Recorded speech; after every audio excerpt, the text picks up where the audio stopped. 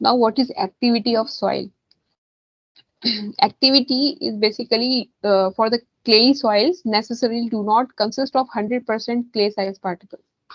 तो ऐसा जरूरी नहीं है किसी क्ले सॉइल में जो है सारे पार्टिकल जो है 100% क्ले के ही हो. So the proportion of clay mineral flakes less than 0.002 mm size in a fine soil increases its tendency to swell and shrink with changes in water content.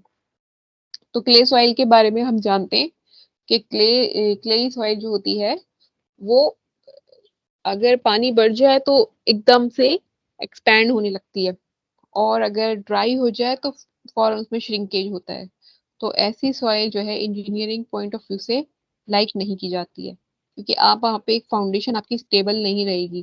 पानी अगर इन केस वाटर टेबल बढ़ेगा तो वो जो है liquidity उसमें मतलब वो उसके स्ट्रेंथ नहीं रहेगी.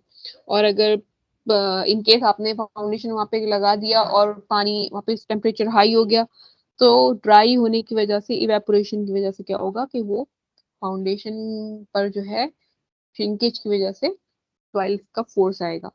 तो इसलिए क्ले सॉइल्स जो है एक्सपेंसिव सॉइल्स को लाइक नहीं किया जाता है. तो यहाँ पर ये बता रहे हैं कि स्वेल करती है और श्रिंक करती है क्यों? With the changes in water content. So this is called the activity of the clay soil. इसको बोलते हैं activity. And it represents the degree of plasticity related to the clay content.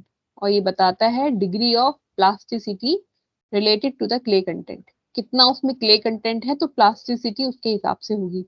तो activity को हम define करते हैं plasticity index divided by percent clay particles by weight. Activity is the plasticity index divided by percent of the clay particles by weight. So classification as per activity is अगर activity की value जो है activity का जो formula है इसके according अगर ये आती है वैल्यू 0.075 से लेस सो हम क्लासिफाई करते हैं उस सॉइल को एज इनएक्टिव. ठीक है, तो हम कहेंगे ये सॉइल जो है इंजीनियरिंग पॉइंट ऑफ व्यू से we can use it because उसकी एक्टिविटी जो है लेस देन 0.75 है और ये है इनएक्टिव. पानी ज्यादा आएगा भी तो सॉरी इसमें जो है पानी आने से बहुत एक्सपेंशन नहीं होगा मतलब एक बहुत ही इग्नोरेबल अमाउंट तक होगा दैट यू कैन इग्नोर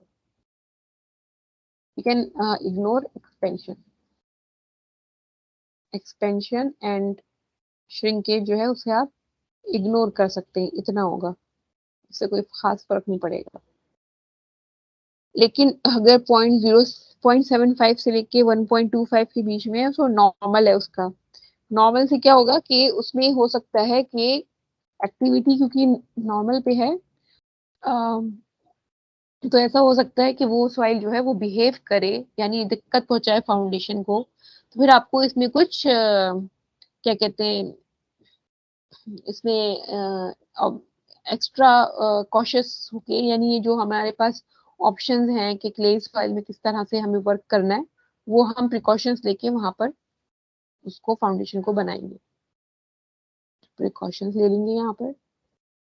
ठीक है, प्रिकॉशंस ले लेंगे. लेकिन अगर ग्रेटर देन 1.25 है तो ये बहुत एक्टिव है यानी ये बहुत ही ज्यादा इसका नेचर कंट्रोल करना या इसका बिहेवियर को आइडेंटिफाई करना कि कैसे बिहेव करेगी किस कंडीशन में फाउंडेशन के लिए बहुत दिक्कत है. तो यहाँ पर हम कोशिश करेंगे कि हम अवॉइड करें कि कोई हमारा यहाँ पे स्ट्रक्चर जो है वो खड़ा हो. इसके भी अपने जो है ऑप्शंस हो सकते हैं. इसके पास भी हमारे पास there can be some ways कि हम यहाँ पर भी फाउंडेशन लगा पाए लेकिन वो काफी अनइकोनॉमिकल हो जाएगा और रिस्की हो जाएगा. ठीक है, तो ये 3 कंडीशंस हैं to find out the activity of the soil.